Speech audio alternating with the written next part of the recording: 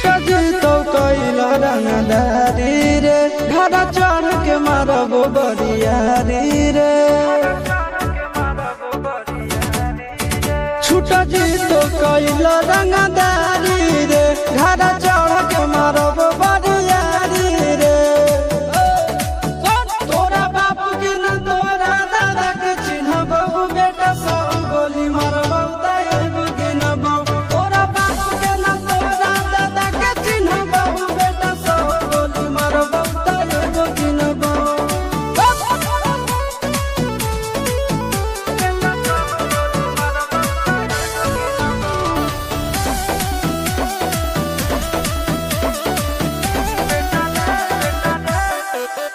बेटा रे काटा से ठोक देबो चिमनी के भाटा में झोंक देबो देखबो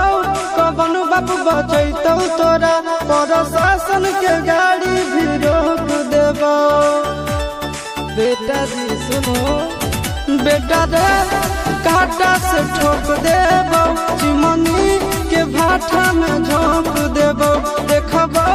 कवन बाप बचैतौ तोरा प्रशासन के गाड़ी भी रोक देबो तोरा जैसन के हम खड़े खड़े गिनबो बेटा सब गोली मारबो तायब गिनबो तोरा बाप के न तोरा दादा के चिन्हबो बेटा सब गोली मारबो तायब गिनबो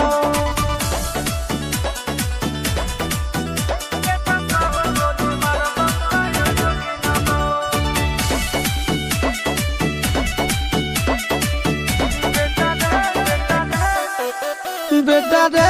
दौड़ा के बाजार में मारबो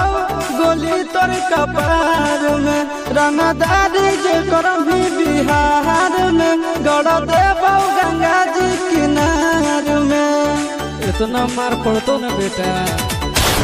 बेटा रे दौड़ा के बाजार में मारबो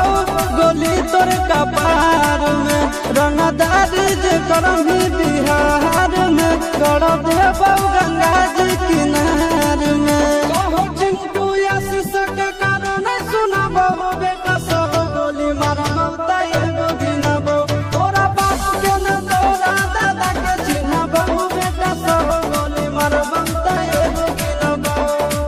मारत मारत पिछुआरा लाल कर दे बेटा ध्यान से बाप इधर है।